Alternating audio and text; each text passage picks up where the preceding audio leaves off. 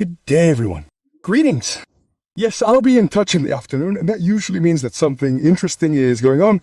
And yes, people are beating the bush, and that has been going on since yesterday in Miami, and it's been going on really hard. Today, of course, the big topic is that Trump might be working with the Russians, yeah, exactly, like that. And now, let's get to the point. Why are they so upset? That's right. A ceasefire should not be done. Donald Trump denied that yesterday. He added that Putin doesn't want a ceasefire, but Zelensky and the Europeans, the EU, NATO always want to consider a ceasefire. The USA is NATO. So their positions are inherently connected. Yes, but the European NATO members are clamoring for a ceasefire. They are, in a sense, the very essence of NATO. Without their significant contribution, the alliance would crumble. This stands in stark contrast to the U.S. stance, which is focused on achieving immediate peace. Given all that is currently unfolding, people should now begin asking themselves, what kinds of statements has he made about Putin, and what about Zelensky? Maybe they should think about this. Is all of this even relevant? The only important question is, why on earth the European NATO members and the EU are so opposed to immediate peace? Why won't they accept the fact that Ukraine is losing territory daily, that more and more people are dying? Why haven't they ended this Russian conflict already, even if it means pain for Ukraine in the short term, even if it means ceding territory, even if it means that Ukraine might not join NATO, but with security guarantees for the remaining parts of Ukraine, then maybe, just maybe, something resembling peace could finally be achieved. Why don't they want that? Today, to find out more, we simply go through the comments, and soon we'll be at the point where everyone will be saying, Carsten, not again, right? Oh yes, for this reason precisely. An Austrian foreign minister steps forward today and declares, we need quite urgently, my dear people, the United States of Europe. Her statement coincides with the launch today of a major online initiative, the beginning, if you will, of a significant undertaking by European NGOs, nonprofit organizations within the European Union, such as the exceptionally large and influential Poles of Europe. A unified European nation, we need it urgently, right this minute. Why do they want it so urgently now? Why are they all starting now? And you can look all over the internet, all the EU flags are starting now. Ping, ping, United States of Europe. Why are they doing this? Well, it's quite simple, and they also justify it. Because otherwise, the Americans and the Russians will wear us down, and we all have to join forces now. Exactly. So we can withstand this, we must oppose the enemy, Russia, and the enemy, the United States. No, we don't have the USA as an enemy. We never have. They know that too. And that's for as long as there has been a Biden administration, an Obama administration, and a NEMA administration in the USA. In other words, as long as the deep state had everything under control, my dears. And now it doesn't anymore.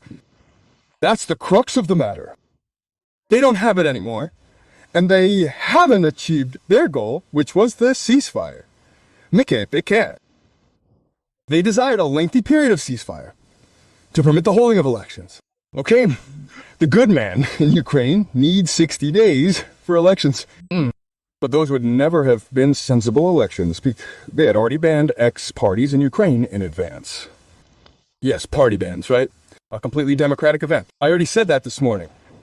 So we are seeing right now, and we will see it in the next few days, and I predict it. This is now becoming a conspiracy theory, my dears.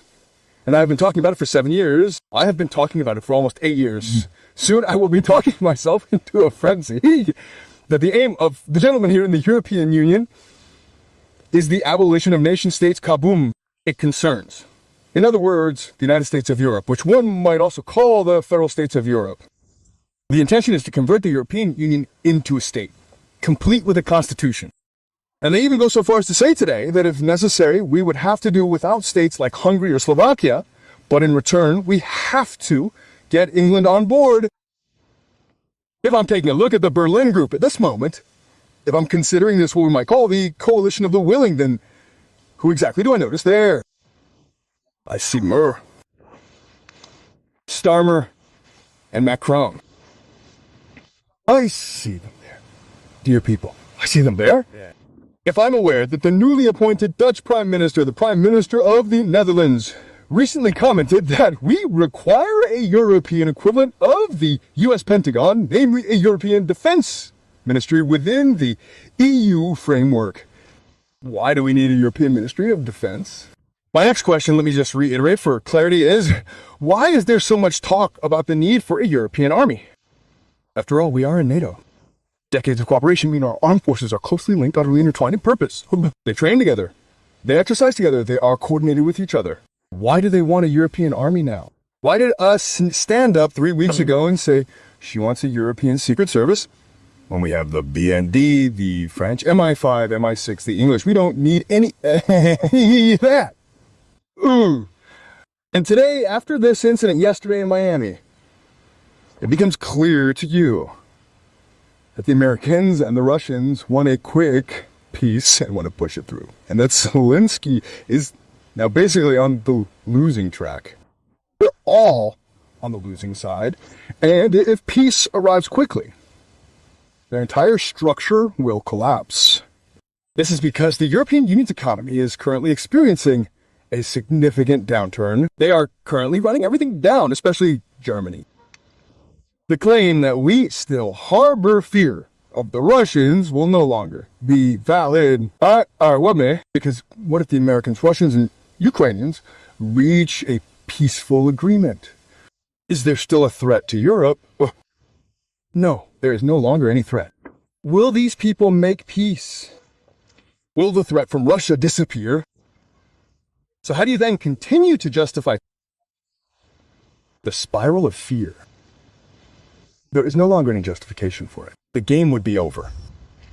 Russia would then no longer be our enemy. There would be no need for all this armament. There would be no need for all this madness. We're observing today, in fact, that European NGOs are already making their voices heard, actively demanding the creation of the United States of Europe.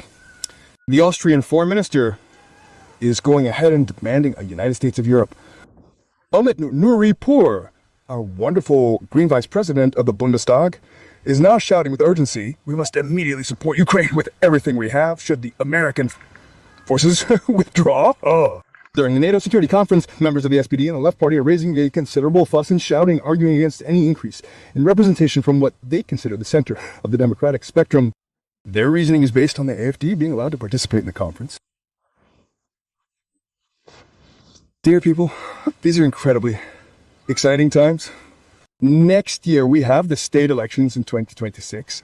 And in Germany, it could happen that a party arises that is, of course, a huge thorn in the side of the European Union, that is a thorn in the side of the old parties, because, of course, they do not want this EU, which is what many people in Germany no longer want.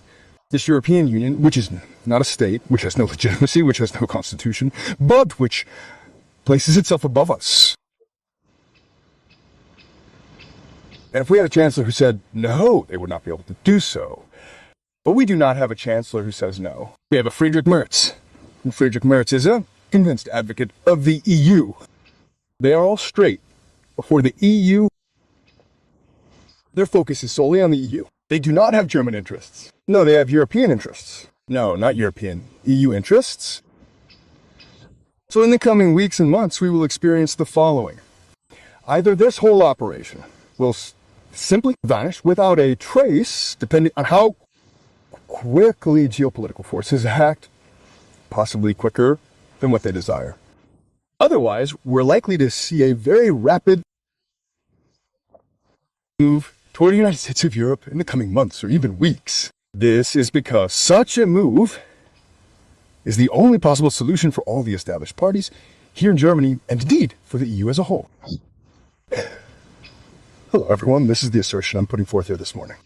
From here on in, every action they will take will be directed towards propelling the European Union toward its transformation into the United States of Europe. And at the year's end, you can expect to see the game begin on social media. And we're all going to be there for it. Yes, those who are in a position to stop it. That is you. That is us. That is every one of us. Each of us has the ability to ensure that these obstacles are deliberately placed in our path. Don't be surprised if the mass media are the very last to take up this issue. They will inevitably only address it when it suits them, when the time is right to declare. Citizens, the only solution to our current dire situation is a unified Europe, a united front against the Russians, the Chinese, and the Americans.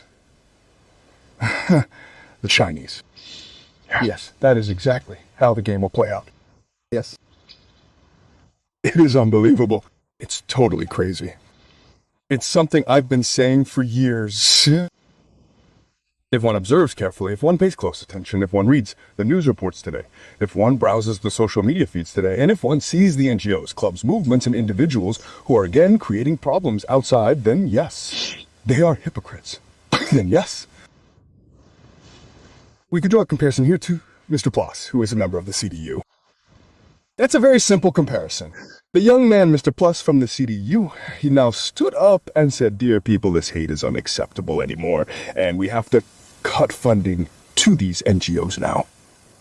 This can't go on like this. Yes, it has to go." That was Plus from the CDU. Plus, on the 28th of November, he cast his vote along with his CDU colleagues in support of the 2026 budget. Yes, the 2026 budget. And thereby contributed to the decision, ensuring that hate aid will continue to receive funding. Exactly. Let's think about it. Once Germany grasps the reality, once you all understand the truth, these are nothing but hypocrites, then we'll achieve significant progress very quickly.